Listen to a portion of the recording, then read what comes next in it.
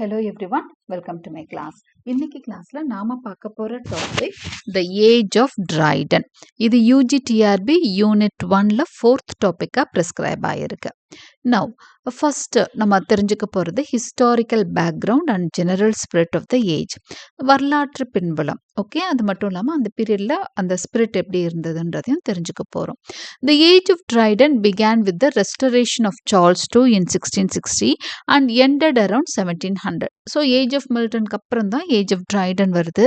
இதோட பீரியட் பாருங்க 1660ல ஆரம்பிக்குது, 1700 பக்கத்துல முடியுது. ஓகே, ஸோ இதுல ஏஜ் ஆஃப் போப்க்கு முன்னாடி. ஓகே, ஸோ இதுல யார் ரூல் பண்றாங்கன்னா சார்ல்ஸ் II ரூல் பண்ணிட்டு இருக்கிறாரு. It marked a complete change from the Puritan age which was strict, moral and religious to a more lively and worldly period.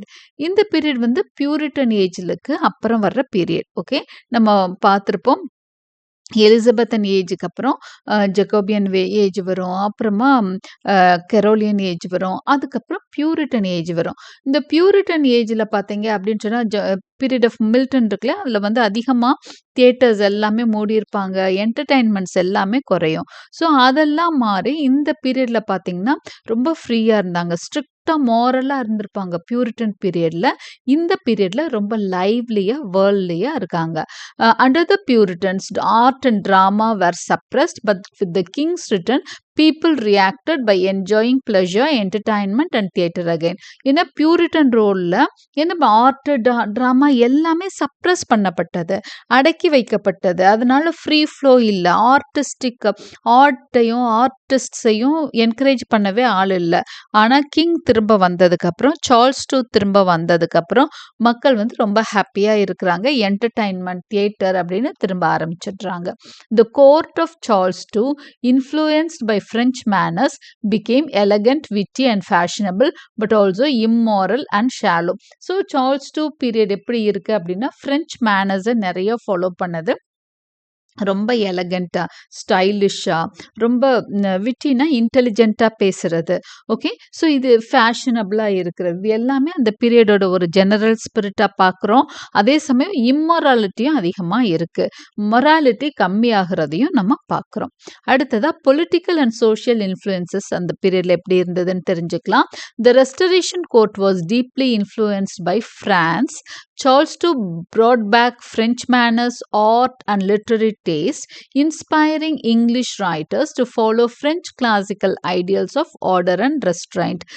Restoration court பார்த்தீங்கன்னா ரொம்ப French manners இதெல்லாமே அதோட தாக்கத்தில் இருக்குது. ஓகே, சார்ல்ஸ் II வந்து ஃப்ரான்ஸில் தான் இருந்தார். அவர் என்ன கொண்டு வர்றாருன்னா ஃப்ரெஞ்ச் மேனர்ஸும் ஆர்ட்டு லிட்ரரி டேஸ்ட் இது எல்லாத்தையும் ஃப்ரான்ஸ்லேருந்து இங்கிலாந்துக்கு கொண்டு வர்றாரு. அந்த பீரியட்ல சார்ல்ஸ் II வந்து நிறைய கண்ட்ரீஸ்ல இருந்தாரு, யூரோப் ஃபுல்லாக எக்ஸைலில் இருக்காரு, தலைமறைவாக இருக்காரு. அதனால நிறைய கண்ட்ரீஸ்ல இருந்தாரு, மெயினாக ஃப்ரான்ஸில் இருந்தார்.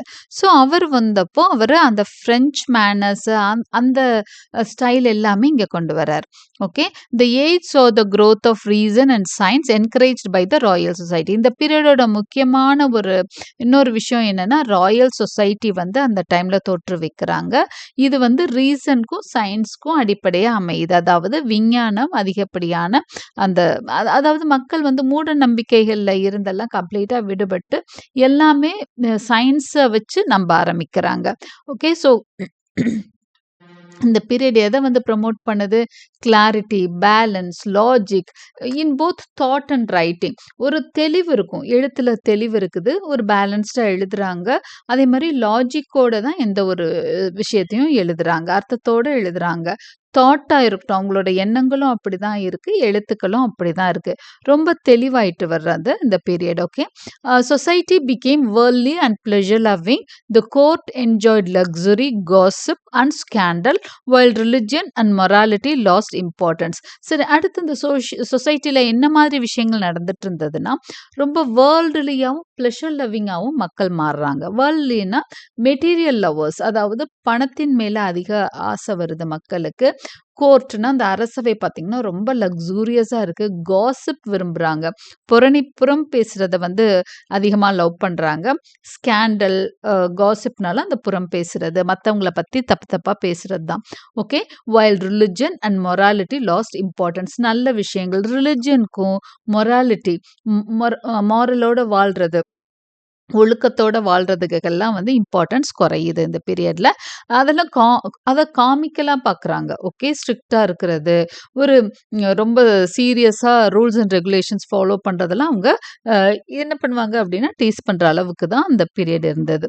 As a result literature focused on manners and social life rather than deep moral or spiritual concerns. எப்போவுமே லிட்ரேச்சர் என்ன பண்ணும் அப்படின்னு சொன்னால் அந்த பீரியடில் என்ன இருக்கோ அதை தான் வெளிப்படுத்தும். ஸோ லிட்ரேச்சர் ரைட்டர்ஸும் என்ன பண்ணுறாங்கன்னா அந்த பீரியடில் வாழ்ந்த மக்கள் வந்து என்ன மாதிரி அவங்க என்ன மேனர்ஸில் வாழ்கிறாங்களோ அதை தான் பிரதிபலிச்சது. அப்போ நேச்சுரலாக லிட்ரேச்சரும் எப்படி இருக்குன்னா இம்மாரலாக தான் இருக்குது. Right. Characteristics of the age பார்க்கலாம். ரியாக்ஷன் அகெயின்ஸ்ட் பியூரிட்டானிசம், இதுதான் ஃபர்ஸ்ட். பியூரிட்டன் ஸ்பிரிட்ல இருந்து வெளியே வர்றாங்க, அந்த ஸ்ட்ரிக்டான ரிஜிட் பிரின்சிபல்ஸ்லேருந்து வெளியே வர்றாங்க. அப்போ மாரல் ஸ்ட்ரிக்ட்னஸ், ஸ்பிரிச்சுவல் ஃபர்வர், இந்த ஆன்மீக சிந்தனை, இதெல்லாம் வந்து எப்போ இருந்தது? ஏஜ் ஆஃப் மில்டனில் இருந்தது. அதெல்லாம் it was replaced by a lighter more worldly tone. ரொம்ப லைட்டராக மக்கள் வந்து ஃபீல் பண்ண ஆரம்பிக்கிறாங்க. ரொம்ப லைட்டர் அப்படின்னா ஸ்ட்ரிக்டாக இல்லை, எந்த ஒரு விஷயத்தையும் ஸ்ட்ரிக்டாக ஃபாலோ பண்ணணும் இல்லை, ஜஸ்ட் லைக் தட். அதனால என்ன, தினம் சண்டே சர்ச்சுக்கு போகணும்னு அவங்க சொல்லியிருந்தாங்க, இல்லை இந்த மாதிரி விஷயங்கள்லாம் ஃபாலோ பண்ணலாம், அப்படியெல்லாம் இருக்கணும்னு அவசியம் இல்லை அப்படின்னு வர்றாங்க. French influence, the ideals of order, decorum and clarity dominated all literary forms. The ideals of order, decorum and clarity. Okay. So French இன்ஃப்ளூயன்ஸ்னால இந்த விஷயங்கள் எல்லாமே எல்லா லிட்ரரி ஃபார்ம்ஸ்லையும் டாமினேட் பண்ணுது. அவங்க மெயினாக எதை பார்க்குறாங்கன்னா ஒரு ஆர்டர் இருக்கணும், அதாவது இந்த விஷயங்கள் எழுத்துக்கள்ல ஒரு சில விஷயங்களை ரொம்ப சீரியஸாக பார்க்குறாங்க இந்த ரைட்டர்ஸ். என்னன்னா கான்செப்ட் என்ன வேணாலும் இருக்கலாம், இம்மாரலாக எழுதிக்கலாம், ஆனால் அந்த ஸ்டைல் ஆஃப் ரைட்டிங் இருக்கு இல்லையா, அதில் ஒரு ஆர்டர் வேணும், அதில் ஒரு ஸ்டைலை பின்பற்றணும், டெக்கோரம் பின்பற்றணும், அப்புறம் கிளாரிட்டி, எழுத்துக்களில் தெளிவு வேணும்னு சொல்கிறாங்க. இது எல்லா லிட்ரரி ஃபார்ம்ஸ்லையும் பார்க்க முடியுது. Rise of neoclassicism. Writers imitated classical models like Horace and Virgil and followed the rules of art. Emphasis was placed on form, proportion and reason. So இந்த பீரியடை நியோ கிளாசிசிசம் அப்படின்னு சொல்லுவாங்க. நியோ கிளாசிசிசம் பீரியடை neoclassicist அப்படின்னு தான் Triton போப்பெல்லாம் சொல்லுவாங்க. ஏன்னா கிளாசிசிசம்னா என்ன? கிளாசிக்கல்ஸ்னா இந்த ஓல்டு ரைட்டர்ஸ், பழைய ரைட்டர்ஸ் இருக்காங்களோ, ஹொரேஸ், வெர்ஜில், இவங்களோட ரைட்டிங்ஸை ஃபாலோ பண்ணுறாங்க. அவங்க என்ன ஸ்டைலில் எழுதுனாங்களோ அவங்கள இவங்க ஃபாலோ பண்ணாங்க. இப்போ கிளாசிக்கல் ரைட்டர்ஸை ஃபாலோ பண்ணதுனால இந்த ரைட்டர்ஸை நியோ கிளாசிக்கல்ஸ் அப்படின்னு சொல்கிறோம். Okay. They இமிட்டேட்டட் classical models like Horace and Virgil, அதனால இவங்க நியோ கிளாசிசிஸ்ட்ஸ். அப்புறம் realism and rationalism. Literature turn to city life, human manners and everyday experience. Imagination and emotion were restrained by logic and satire. So literature பார்த்தீங்கன்னா village லைஃப்பில் இருந்து, village லைஃபோ இல்லை கற்பனை உலகத்தில் இருந்து அப்படியே எங்கே வருது? சிட்டி லைஃப்குள்ளே வருது. அதிகமாக லண்டன் தான் என்னவா இருக்கும்னா அந்த லொக்கேஷன் செட்டிங்காக இருக்கும். ஓகே. அதே மாதிரி ஹியூமன் மேனர்ஸ், மனுஷங்களோட குணத்தை தான் அதிகமாக எழுதியிருப்பாங்க. அண்ட் எவ்ரிடே எக்ஸ்பீரியன்ஸ், தினந்தோறும் மக்கள் சந்திக்கும் பிரச்சனைகளை பற்றி பேசுவோம் லிட்ரேச்சர். அப்போ இமேஜினேஷனுக்கும் இமோஷனுக்கும், இமேஜினேஷன்னா கற்பனைகள், அப்போ இமோஷன்னா உணர்ச்சிகள், இதுக்கான முக்கியத்துவம் வந்து குறையுது. எதில் அப்படின்னு சொன்னால் லிட்ரேச்சரில். அதுக்கு பதிலாக என்ன வருது? லாஜிக்கும் சட்டையரும், கிண்டல் பண்ணுறதும் தர்க்கமும் வந்து அதிகமாக என்ன படுதுன்னா ஃபாலோ பண்ணப்படுது. சட்டைரிக்கல் ஸ்பிரிட், ரொம்பவே சட்டையர் அதிகமாக இருக்குது. அதாவது சொசைட்டியில் நடக்கிற விஷயங்களை நையாண்டி பண்ணுறது தான் satire. Satire became the favourite literary mode exposing folly hypocrisy and vice. ஏன்னா அந்த சொசைட்டியில் நிறைய தவறுகள் நடந்தது, அதையெல்லாம் இந்த நையாண்டி சித்திரம் மூலமாக நிறைய வெளிப்படுத்துகிறாங்க. ஓகே, அடுத்து growth ஆஃப் ப்ரோஸ். அதே சமயம் ப்ரோஸ் வந்து பயங்கரமாக இந்த பீரியட்ல வளர்ச்சி காணுது. English prose achieved new clarity, precision and modernity largely shaped by Dryden and Locke. So இதில் வந்து ப்ரோஸ் வந்து ஒரு புது கிளாரிட்டி வருது, ரொம்ப ப்ரிசைஸாக எழுதுறாங்க, ஷார்ட்டாக தெளிவாக விஷயங்களை புரிய வைக்கிறாங்க, ஒரு விதமான ஒரு மாடர்னிட்டியை ஒரு புதுமையை அவங்க புகுத்துறாங்க. இதெல்லாம் ட்ரைடனோட ஒர்க்ஸ்லையும் ஜான் லாக்கோட ஒர்க்ஸ்லையும் பார்க்கலாம். Development of heroic and critical poetry. Heroic couplets replaced the varied rhythms of earlier verse, creating a measured, polished style. Poetry அப்படின்னு பார்த்தீங்கன்னா அவங்க அதிகமாக ப்ரிஃபர் பண்ணது ஹீரோயிக் கப்லெட்ஸ்ன்ற வேர்ஸ் ஃபார்மை தான் இவங்க ஃபாலோ பண்ணுறாங்க. இப்போ ஷேக்ஸ்பியரியன் பீரியட்லாம் அதுக்கப்புறம் பீரியட்லாம் அதிகமாக அயாம்பிக் பென்டாமீட்டர் ஃபாலோ பண்ணுவாங்க, இன்னும் நிறைய வேர்ஸ் ஃபார்ம் எல்லாம் ஃபாலோ பண்ணாங்க. இவங்க ஃபாலோ பண்ணது, அதாவது ஏஜ் ஆஃப் ட்ரைடனில் பொயட்ஸ் ஃபாலோ பண்ணது heroic couplets. Decline of drama's idealism. Restoration drama reflected cynical wit and moral looseness, mirroring the corruption of the court. அதே சமயம் ட்ராமா வந்து ஒரு ஹையர் இதா இல்லை, ஆர்ட் ஃபார்மாக இல்லை, அது டிக்ளைன் ஆகுது. ஓகே, அதோட மரியாதையை வந்து அது குறைச்சிக்குது. ஏன்னா அவங்க நிறைய பேசுகிற விஷயங்களாகட்டும் அது எல்லாமே மாரல் லூஸ்னஸ் இருக்குது, மாரலாக என்னவா இருக்குது, கீழ்த்தரமாக இருக்குது. அதனால அந்த ட்ராமாவோட அந்த இது வந்து குறைஞ்சிருது, மதிப்பு வந்து குறையுது. இந்த ரெஸ்டரேஷன் ட்ராமா, அடுத்த ரெஸ்டரேஷன் ட்ராமா பற்றி நம்ம தெரிஞ்சுக்கலாம். The drama silence during the Puritan rule revived immediately after 1660. நான் சொன்ன மாதிரி சார்ல்ஸ் டு அரியணை ஏறினோன்னு ட்ராமாவும் ரிவைவ் ஆகுது. But the new theatre was very different from the moral and poetic drama of Shakespeare. சரி, ட்ராமா வந்துச்சு, அப்போ ஷேக்ஸ்பியரியன் ட்ராமா மாதிரினா இல்லை, ஷேக்ஸ்பியரியன் பீரியடில் இருந்த ட்ராமா ஃபார்ம் மாதிரி இல்லை. இப்போ இந்த மக்களுக்கு ஏற்ற மாதிரி ட்ராமா ஃபார்ம்லையும் நிறைய வேறுபாடுகள் இருக்குது. இன்ஃப்ளூயன்ஸ் ஆஃப் ஃப்ரான்ஸ் நம்ம ஆல்ரெடி பார்த்துட்டே இருக்கோம், கோர்ட்டில் இருந்ததுன்னு பார்த்தோம், ட்ராமாலையும் இருக்குது. ஓகே, அவங்க ரைட்டிங் எல்லாத்துலேயும் ஃப்ரெஞ்ச் பீப்புளோட இன்ஃப்ளூயன்ஸ் தாக்கம் அதிகமாகவே இருந்தது. The French court inspired the heroic tragedy and the comedy of manners, both reflecting French taste and structure. அப்போ ஃப்ரெஞ்ச் கோர்ட் என்ன பண்ணுதுன்னா அந்த ஹீரோயிக் ட்ராஜடியை இங்கே கொண்டு வருது.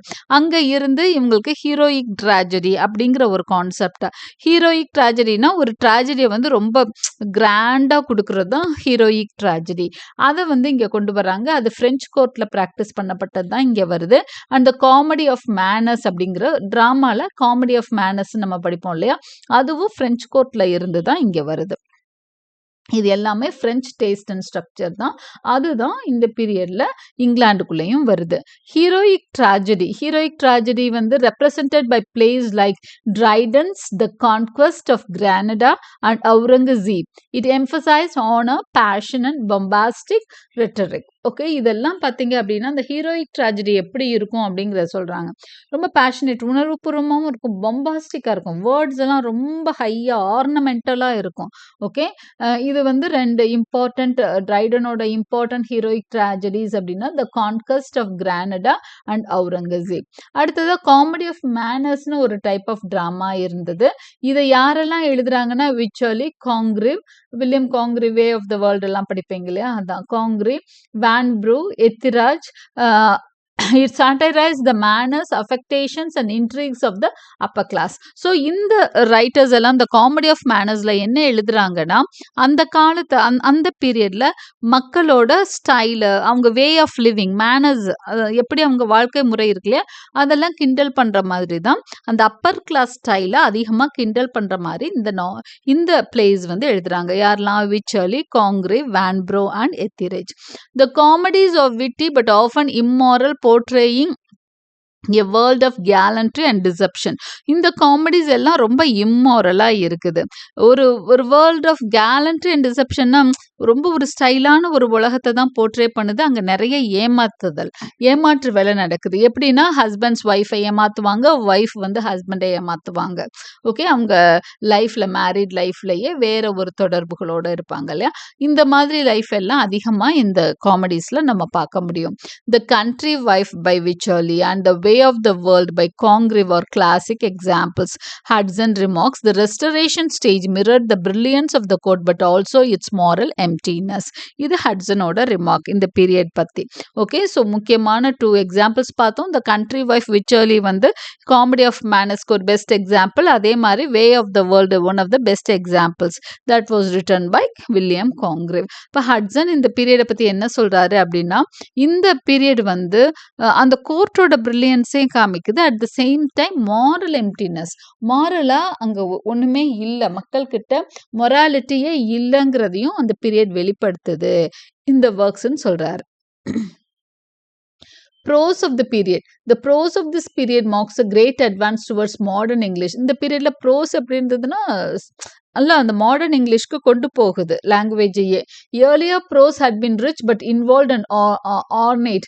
Now it became clear, direct and logical. முதவும் ப்ரோஸ் எழுதினா கூட அந்த ப்ரோஸ் வந்து அவ்வளோ ஹேட் பின் ரிச், ரொம்ப ரிச்சா அலங்காரமா தான் இருந்தது. ஆனா இப்ப வந்து கிளியரா டைரக்டா ஒரு மாதிரி சிம்பாலிக்கா இருந்தது இருந்த ப்ரோஸ் எல்லாம். ஆனா இப்ப வர்ற இந்த பீரியட்ல வந்த ப்ரோஸ் கிளியராகவும் டைரக்டாகவும் லாஜிக்கலாகவும் இருக்கு. John Triton gave prose a new balance, vigor and critical intelligence. His essays on dramatic poesy and prefaces. Okay, ப்ரிஃபேசஸும் அவரோட ஃபேமஸான ஒர்க் தான். எஸ்ஸே ஆன் டிராமட்டிக் பாய்ஸையும் ஒரு முக்கியமான ஒரு கிரிட்டிக்கல் ஒர்க். ஸோ இதுதான் it laid the foundation of English criticism. அதனால தான் ட்ரைடனை ஃபாதர் ஆஃப் இங்கிலீஷ் கிரிட்டிசிசம்னு சொல்வோம். ஸோ அதை ஞாபகம் வச்சுக்கோங்க. Dryden is called is the father of English criticism. ஏன்னா அவரோட இந்த அதுக்கு முதவே எத்தனையோ கிரிட்டிக்கல் ஒர்க்ஸ் வந்திருந்தாலும் இவரோட கிரிட்டிக்கல் ஒர்க் தான் ஒரு ப்ராப்பரான கிரிட்டிசிசம் எப்படி இருக்குன்றதுக்கு என்ன இருந்தது, ஒரு மாடலாக இருந்தது. ஓகே, ஸோ அவரோட ப்ரிஃபேசஸும் அவரோட எஸ்ஸேஸ் ஆன் ட்ராமட்டிக் போய்ஸியும் ப்ரோஸில் எழுதப்பட்டதுனால ஒரு அந்த ஸ்டைலை வந்து அழகாக நிலைநிறுத்துச்சு. ஜான் லாக்கோட எஸ்ஸே கன்சர்னிங் ஹியூமன் அண்டர்ஸ்டாண்டிங், அவரோட புக்கு 1690 வந்த இந்த புக் வந்து it represented the scientific and philosophic side of prose. இந்த ஒர்க் வந்து சயின்ஸ் ஃபிலாசபி ரிலேட்டடாக தான் எழுதுறாரு. ஆனால் ஒரு அழகான ப்ரோஸில் எழுதியிருப்பார். ஓகே, அடுத்தது சாமுவேல் பெப்பீஸ் இன் இஸ் டைரி. 2 பேர் சாமுவேல் பெப்பீஸ் அண்ட் ஏவலின்னு சொல்லுவாங்க. இவங்க 2 பேரும் டைரிஸ்ட். ஓகே, டைரி எழுதி வச்சிருந்தாங்க. அதில் அந்த டைரி மூலமாக தான் நிறைய truthful picture of everyday life நம்மளுக்கு கிடைச்சது.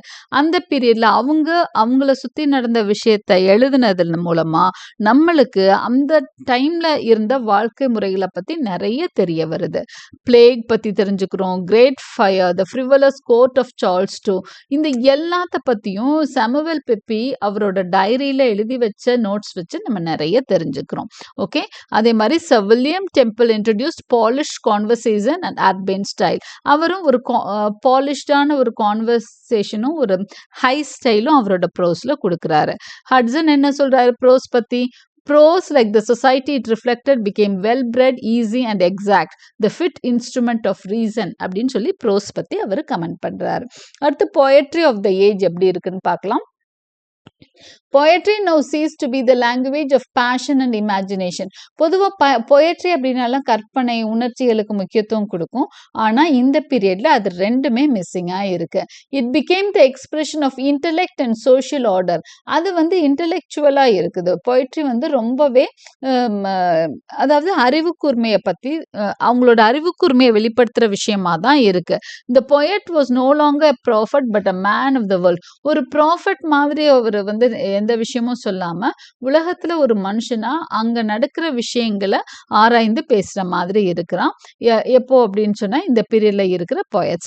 கீ ஃபீச்சர்ஸ் பார்த்தீங்கன்னா use of heroic couplet, 2 rhymed lines of iambic pentameter perfected by Dryden. So இந்த பீரியட்ல ஹீரோயிக் கப்லெட்ஸ் பத்தி நம்ம ஆல்ரெடி சொன்னோம். இந்த ஹீரோயிக் கப்லெட்ஸ்னா என்னன்னா 2 rhymed lines of iambic pentameter. இதுதான் அந்த வேர்ஸ் ஃபார்ம். ஓகே, iambic pentameterல தான் எழுதியிருக்காங்க. 2 2வா இருக்கும். ரெண்டா இருக்கும். ரைம்டு லைன்ஸா இருக்கு. எதுகை மோனையோட டூ ஏன்னா கப்லெட்னா உங்களுக்கு தெரியும் 2 லைன்ஸ். ஓகே. இதுல அயாம்பிக் ஹீரோயிக் கப்லெட்ஸ்ன்னு என்ன சொல்றாங்கன்னா, அயாம்பிக் பென்டாமீட்டர்ல இருக்கக்கூடிய 2 லைன்ஸா வருது. Emphasis on reason wit and clarity rather than emotion or melody. இந்த போயம்ஸ் எல்லாம் எப்படி இருக்குன்னா ரீசன் ரொம்ப அறிவுபூர்வத்தனமா இன்டெலிஜென்ட்டா ரொம்ப கிளாரிட்டியோட இருக்கு. இமோஷன்ஸ்க்கோ அவங்க இமேஜினேஷன்ஸ்க்கோ அதிக முக்கியத்துவம் தரல. Frequent use of satire and moral observation பார்க்குறோம். ஓகே. சட்டையர் ரொம்ப நையாண்டியா நிறைய விஷயங்கள் எழுதியிருக்காங்க. அப்சர்வேஷன் நிறையவே இருக்கு. தீம்ஸ் எப்படி இருக்கும் இந்த டைம்ல வந்த போயட்ரி தீம்ஸ்ன்னு பார்த்தீங்கன்னா politics, manners, religion, human nature. இது அதாவது உலகத்துல அதாவது சிட்டி லைஃப்பை பற்றி தான் அதிகமாக பொயட்ரியுமே என்ன எடுத்துக்கிச்சு அந்த தீமா எடுத்துக்கிச்சு. ஒரு பொயட்ரினா பொதுவாக ஒரு இயற்கையை பற்றி எழுதுறது அதெல்லாம் அவங்க கிட்ட இருக்காது. ஹியூமன் நேச்சர் தான் அவங்க அதிகமாக எழுதுனாங்க. சாதாரண நேச்சர் இல்லை, ஹியூமன் நேச்சர் மனுஷனோட குணத்தை பற்றி தான் எழுதுனாங்க. Notable poets of the period பாருங்க, John Dryden, Samuel Butler, author of Hudibras, Rochester's, Etherege and others who wrote witty and often licentious verse. Licentious வேர்ஸ்னா கொஞ்சம் ஒரு இம்மாரல் வேர்ஸ். ஓகே. இப்போ மெயின் ஃபிகர் ஏன்னா இந்த பீரியடே ஏஜ் ஆஃப் ட்ரைடன் சொல்கிறோம். ஸோ ட்ரைடனை பற்றி நம்ம தெரிஞ்சுக்க போகிறோம். Dryden dominates the period as completely as Shakespeare did his own. எப்படி ஷேக்ஸ்பியர் ஏஜில் ஷேக்ஸ்பியர் டாமினேட் பண்ணாரோ அது மாதிரி இந்த பீரியடில் ட்ரைடன் பயங்கரமாக டாமினேட் பண்ணுறாரு. ஒரு பெரிய லிட்ரரி ஃபிகர் அவர். He was the poet, dramatist, critic and prose stylist. So இவர் வந்து பல்முகம் கொண்டவராக இருக்காரு. பொயட்டா, டிராமட்டிஸ்டா, கிரிட்டிக்கா, ப்ரோஸ் ரைட்டரா இப்படி எல்லாமே இருந்து அந்த பீரியடோட அந்த டோனை மாத்துறாரு. அவருக்கு அவர் வழிக்கு எல்லாத்தையும் ட்ரைடன் மாதிரி எழுதணும்னு கொண்டு வர்றார். இயர்லி லைஃப் எல்லாத்தையும் இன்ஃப்ளூயன்ஸ் பண்ணுறாரு, இன்ஸ்பயர் பண்ணுறாரு. Early life and career. born in 1631, educated at Westminster and Cambridge, Dryden became writing soon after the Restoration. Restoration பீரியட்ல எழுத ஆரம்பிச்சிடுறாரு. அவர் பிறந்தது 1631ல, educated at Westminster and Cambridge. His early works reflect loyalty to the monarchy and the changing political winds of the time. இவர் வந்து ஒவ்வொரு சமயம் ஒவ்வொரு இதுல இருப்பாரு. அதாவது ரிலிஜன் வந்து மாறிட்டே இருக்கும். ஆனா அட் த சேம் டைம் மொனார்கிக்கு லாயலா இருந்தார். ஒரு பொயட்டா அவரோட இதை பார்க்கலாம், கரியர் பார்க்கலாம். ஹீரோயிக் பிளேஸ் எழுதியிருக்காரு. பிளேஸ்னா கூட அது எல்லாம் வேர்ஸ் பிளேஸ். இப்போ ஷேக்ஸ்பியர் வந்து நம்ம டிராமட்டிஸ்ட்னு சொன்னா கூட அவரோட ட்ராமாஸ் எல்லாமே பொயட்டிக்கலாக இருக்கும். அது மாதிரி தான் ட்ரைடனும் அவரோட பிளேஸ் எல்லாம் பொயட்டிக்கலாக எழுதியிருக்காரு. The Indian emperor Aurangzeb, the conquest of Granada, இது எல்லாமே பொம்பாஸ்டிக் வேர்ஸ்ல எழுதப்பட்டிருக்கு. ஓகே. ரொம்ப பொம்பாஸ்டிக்னா ரொம்ப ஹை ஸ்டைலில் எழுதப்பட்டிருக்கு. ரிலிஜியஸ் போயம்ஸ் எழுதியிருக்காரு. ரிலிஜியோ லேசி அப்படின்னு ஒரு போம், இது வந்து ரிலிஜியஸ் போம். அப்புறம் த ஹிண்ட் அண்ட் த பேந்தர்னு ஒன்று எழுதியிருக்காரு, reflecting his theological and political alliances. So ஒவ்வொரு தடவை அவர் எங்கே வந்து ஏன்னா ஒரு சில சமயம் அவர் ஒரு ரிலிஜியனை ஃபாலோ பண்ணுவார், இன்னொரு சில சமயம் அதுலேருந்து மாறி இருப்பார். இப்போ எங்கே இருக்காரோ அதை நம்பி அந்த நம்பிக்கைகளின் அடிப்படையில் அவர் எழுதியிருப்பார். சட்டைரிக்கல் poetry's finest achievement lies in political satire. Okay. அரசியல் நையாண்டியும் நிறைய பண்ணியிருக்காரு. அதுல முக்கியமானது வந்து அப்சலம் அண்ட் அகிட்டோஃபெல். ஓகே. இது வந்து ஒரு powerful allegorical satire on political factions where biblical characters stand for real figures. இதுல பார்த்தீங்கன்னா இது வந்து ஒரு பொலிட்டிக்கல் சட்டையர், அரசியல் நையாண்டி பாடல் தான் இது. ஒரு லாங் போம். ஓகே. 1000 லைன்ஸ்க்கு மேலே இருக்கு. இதில் பைபிளிக்கல் கேரக்டர்ஸ் மூலமாக அப்போ நடந்த இங்கிலாண்டில் அவர் பீரியடில் நடந்துட்டு இருந்த விஷயங்களை வந்து கிண்டல் பண்ணுவார். மேக் ஃப்ளெக்னோ அப்படின்றது இன்னொரு ஹீரோயிக் போம். இது ஒரு mock heroic poem, ridiculing dull poets, notably Thomas Shadwell. அப்போ இருந்த தாமஸ் ஷாட்வெல்ல அவர் கிண்டல் அடித்து எழுதினது தான் மேக் ஃப்ளெக்னோ. அடுத்ததா the medal, the hind and the panther, further examples of Dryden's moral and intellectual depth. So இதுவும் அவரோட அறிவுக்கு பறைசாற்ற விதமா எதெல்லாம் அமைஞ்சிருக்கு, the medal, hind and the panther இதெல்லாமே அமைஞ்சிருக்கு. ஒரு ட்ராமாட்டிஸ்டா அவரோட ஒர்க்ஸ் பார்க்கலாம். அடுத்தது he wrote both heroic tragedies and comedies. காமெடிஸும் எழுதியிருக்காரு, ட்ராஜடிஸும் எழுதியிருக்காரு. இப்போ ஹீரோயிக் ட்ராஜடிஸ்ன்னு பார்த்தீங்கன்னா the Indian queen with Sir Robert Howard 1664, the Indian emperor tyrannic love and the conquest of Granada. இதெல்லாம் tragedies. அடுத்தது comedies and tragicomedies பாருங்க. The Wild Gallant, The Rival Ladies, Marriage a Law Mode, The Assignation. Okay, so இது எல்லாம் இவரோட comedies. Tragic காமெடிஸ்னாலும் tragedy மாதிரி போய் கடைசியாக காமிக்கலா, அதாவது ஹாப்பி என்டிங்கோட இருக்கிறது tragic comedy. Later plays and அடாப்டேஷன்ஸ்னு பார்த்தீங்கன்னா அவுரங்கசீப், ஆல் ஃபார் லவ், அதுதான் அவரோட masterpiece. All for love தான் ட்ரைடனோட மாஸ்டர் பீஸ். இதில் பார்த்தீங்க அப்படின்னா ஆண்டனி அண்ட் கிளியோபட்ரா, ஷேக்ஸ்பியரோட ஆண்டனி அண்ட் கிளியோபட்ரா பேஸ் பண்ணி தான் அவர் ஆல் ஃபார் லவ் எழுதியிருப்பார். அண்ட் டான் செபாஸ்டியன், இதெல்லாம் அவரோட லேட்டர் பிளேஸ் அண்ட் அடாப்டேஷன்ஸ். இதெல்லாம் ஒரு ட்ராமாட்டிஸ்டாக அவரை பார்க்குறோம். அடுத்து அஸ் அ கிரிட்டிக்னு பார்த்தீங்கன்னா is a great literary critic. His essay of dramatic poesy set forth sound critical principles. Okay, இதுதான் நான் சொன்னேன் already. Essay on dramatic poesy தான் ஒரு கிரிட்டிக்கல் பிரின்சிபல்ஸுக்கே ஒரு உதாரணமாக அமைஞ்ச ஒரு ஒர்க் இது. ஓகே, அழகாக டிஃபைன் பண்ணியிருப்பாரு. Rhyme and drama, defining tragic and comic forms and evaluating Shakespeare and Ben Jonson, எல்லா விஷயத்தையும் அழகாக தீர்க்கமாக அங்கே ஆராய்ச்சி செஞ்சு அந்த ஒர்க்கில் அவர் வந்து தெளிவுபடுத்தியிருப்பார். அதனால Hudson remarks Dryden gave English criticism its body and சோல்ங்கிறாரு. ட்ரைடன் தான் வந்து இங்கிலீஷ் கிரிட்டிசிசம்க்கு உயிரும் கொடுக்குறாரு, உடலும் கொடுக்குறாருன்னு சொல்றாரு. Okay, as a prose writer, Dryden's prose is simple, vigorous, rhythmical, free from the stiffness of earlier writers. His prefaces to poems and plays are masterpieces of English prose style. So இதெல்லாம் வந்து ஒரு prose writer-ஆவும் இவர் ரொம்ப நல்லா எழுதியிருக்கிறாருன்னு சொல்றாங்க. அவரோட ப்ரிஃபேஸஸும் பிளேஸும் master piece. ப்ரோஸ்ல எழுதின எல்லாமே மாஸ்டர் பீசஸ் இன் ப்ரோஸ் ஸ்டைல்னு சொல்கிறாங்க. சரி, அவரோட இன்ஃப்ளூயன்ஸ்னு பார்த்தீங்கன்னா ட்ரைடன்ஸ் இன்ஃப்ளூயன்ஸ் வாஸ் எனாமஸ். அந்த பீரியடில் ஒரு பெரிய லிட்ரரி ஃபிகர். அவர் எல்லார் மேலேயும் ஒரு தாக்கத்தை ஏற்படுத்துகிறாரு. He fixed the heroic couplet as the standard verse form.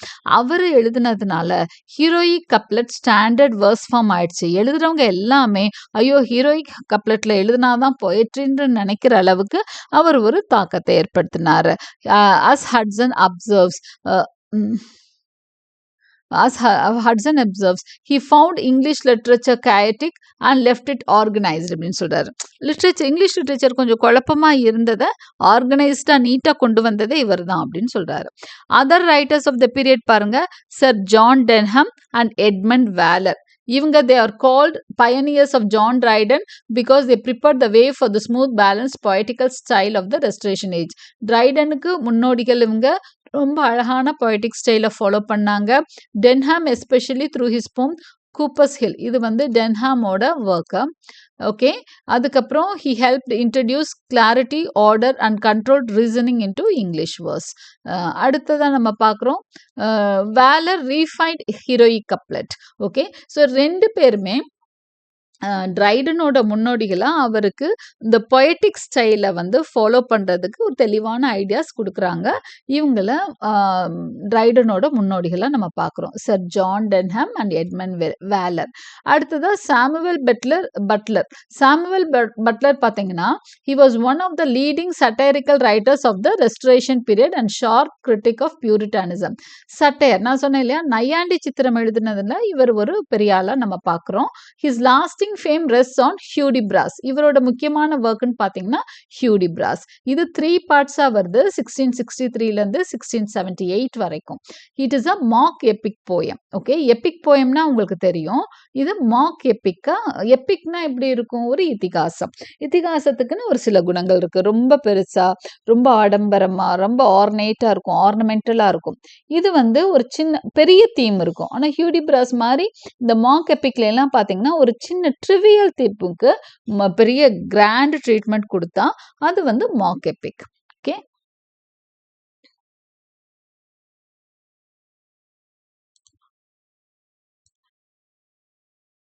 Okay.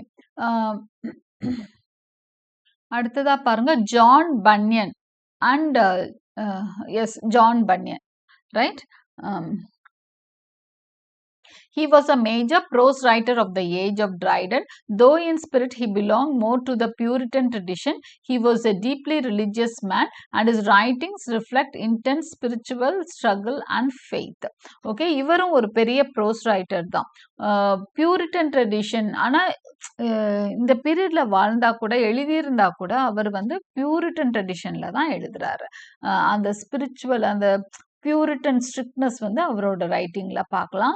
அதிகமா இன்டென்ஸ் ஸ்பிரிச்சுவல் ஸ்ட்ரகிள் பத்தியும் ஃபெய்த் பத்தியும் பேசுறாரு. அதாவது ஆன்மீக போராட்டத்தை பத்தியும் நம்பிக்கை பத்தியும் தான் இவரோட ஒர்க் இருக்கு.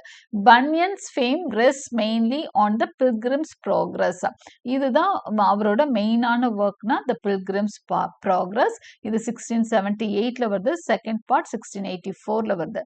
It is an allegorical prose narrative that depicts the journey of human soul from sin to salvation. இந்த கதையோட ஒரு ஒன் லைன் தீம் பார்த்தீங்கன்னா, மனுஷன் வந்து பாவத்துல இருந்து அந்த கடவுள் அடையிற அந்த சால்வேஷன் நோக்கி போறதை தான் வந்து நரேட்டிவா சித்தரிச்சிருக்கிறாங்க. இது வந்து அல்லிகோரிக்கலா காமிக்கப்படும். ஓகே, அல்லிகோரிக்கல்னா என்ன? மேல சொல்ற ஒரு இந்த நேம்ஸ் மூலமாவே நிறைய விஷயங்களை சொல்லிக்கிட்டே வர்றது. Right. So we have another, அந்த அடியில இன்னொரு கதை போகும் இல்லையா, அது ஒரு சிம்பாலிக்கா இன்னொன்னு சொல்லிட்டே போறதுதான் allegorical story. It is written in simple vivid language and is one of the most widely read books in English after the Bible. பைபிளுக்கு அப்புறம் அதிகமா படிக்கப்படக்கூடிய புக்கா ஜான் பனியனோட The Pilgrim's Progress இருக்கு. அந்த ரிலிஜியஸ் ஒர்க்கா அது இருக்கு. His other important works பாத்தீங்கன்னா Grace Abounding. Okay, அடுத்ததா இதுவும் வந்து ஒரு ஸ்பிரிச்சுவல் ஆட்டோபயோகிராஃபிக்கு தான். And the life and the death of Mr Batman.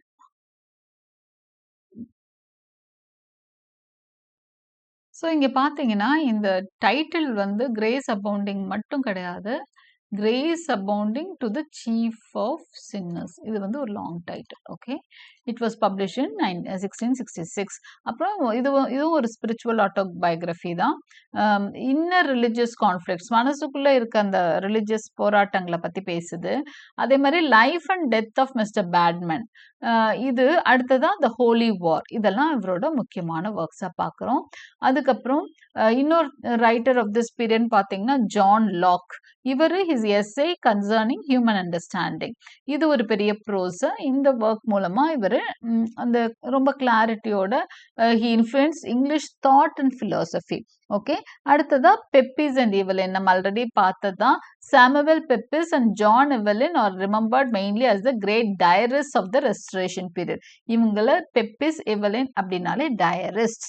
Okay, இவங்க 17th century பத்தி, இங்கிலீஷ் லைஃப்பை பத்தி, ஏன்னா அந்த மக்கள் அவங்க எப்படி வாழ்ந்தாங்க, நடைமுறையில் அவங்க என்னென்னலாம், ஏன்னா ஒர்க்ல கூட என்னதான் லிட்ரேச்சர் ரிஃப்ளெக்ஷனா இருந்தாலும் கொஞ்சம் எக்ஸாகரேஷன்லாம் இருக்கும். ஆனா டைரியில உள்ளதை உள்ளபடி எழுதினதுனால நம்மளுக்கு அந்த பீரியடை பத்தி நிறைய விஷயங்கள் தெரியுது. அந்த பீரியட்ல which records everyday events with honesty and freshness including the Great Plague, the Great Fire of London. இதெல்லாம் எப்போ நடந்தது, எப்படி அதை வந்து மக்கள் கையாண்டாங்க, இதை பற்றி எல்லாமே நமக்கு தெரியுது. அதே மாதிரி lively pleasure loving court of Charles two பீரியட்ல அந்த கோர்ட் எப்படி இருந்தது, அரசவை எப்படி இருந்தது, இது எல்லாத்த பற்றியும் இந்த டைரிஸ் மென்ஷன் பண்ணியிருக்காங்க. ஓகே, அடுத்தது decline of the age and transition வரும். Towards the end of the century the moral frivolity of the restoration began to fade. The glorious revolution brought stability and new seriousness to English life. Okay, இந்த end of the செஞ்சுரியில வந்து இந்த மாரலா இருந்த restoration period வந்து அப்படியே குறைஞ்சிட்டு வருது glorious revolution மூலமா. மாரல் ஃப்ரிவோலிட்டினா என்ன அப்படின்னு சொன்னா, அந்த பீரியட்ல நம்ம சொன்னோம் இல்லையா ஆல்ரெடி, ஃப்ரிவாலிட்டினா இந்த மாரல் விஷயங்கள் எல்லாம் ரொம்ப லேசா எடுத்துக்கிறது. Just like that don't care policy தான். நான் எதை பத்தியும் கவலைப்படல, நான் என் இஷ்டத்துக்கு வாழ்வேன்னு நினைக்கிறது, மொராலிட்டி பத்தி நினைக்காம இருக்கிறது. ஓகே, இது எல்லாமே மாறுது. Okay, restoration towards the end of ரெஸ்டரேஷனே இந்த எண்ணங்கள்லாம் மக்கள்கிட்ட மாற ஆரம்பிக்குது. ஒரு சீரியஸ்னஸ் லைஃபுக்குள்ள வருது. ஜெனரேஷன் லேட்டர் இந்த க்ளோரியஸ் ரெவல்யூஷனுக்கு அப்புறம் ஒரு நல்ல ஒரு நியூ சீரியஸ்னஸ் வருது. ஒரு ஜெனரேஷனுக்கு அப்புறம் அலிசன் ஸ்டீல், போப், இவங்க எல்லாமே ட்ரைடனோட பிரின்சிபிள்ஸும் அவரோட ஒர்க்ஸ்ல இருந்த அந்த பிரின்சிபல்ஸ் எடுத்துக்கிறாங்க. அந்த ஆர்ட்டை வந்து ரொம்ப பாலிஷ்டா கொடுக்குறாங்க. ஓகே, இதுதான் இந்த பீரியடோட end, towards the end of this age தான் நம்ம பார்த்துட்டு இருக்கோம். Age of Dryden thus stands a bridge between emotional freedom of the Renaissance and the intellectual order of the Neoclassical period.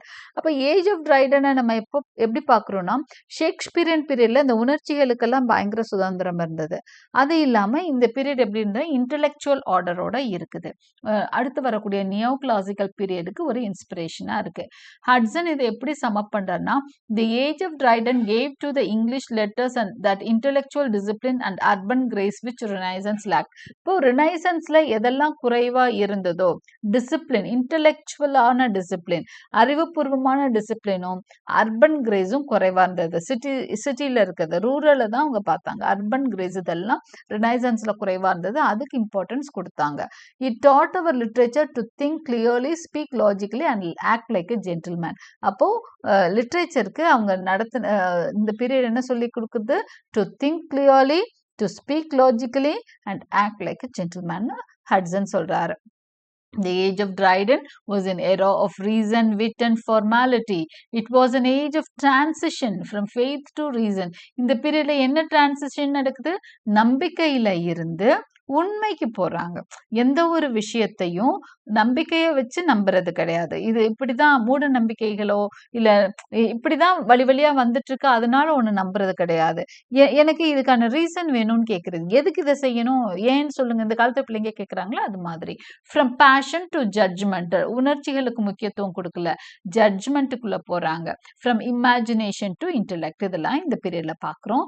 It's literature was not emotional R idealistic but critical, social and urban. அப்போ இதோட literature வந்து உணர்வு பூர்வமா இல்ல, instead எப்படி இருக்கு? கிரிட்டிக்கலா இருக்கு, சோஷியலா இருக்கு, அர்பேனா இருக்கு.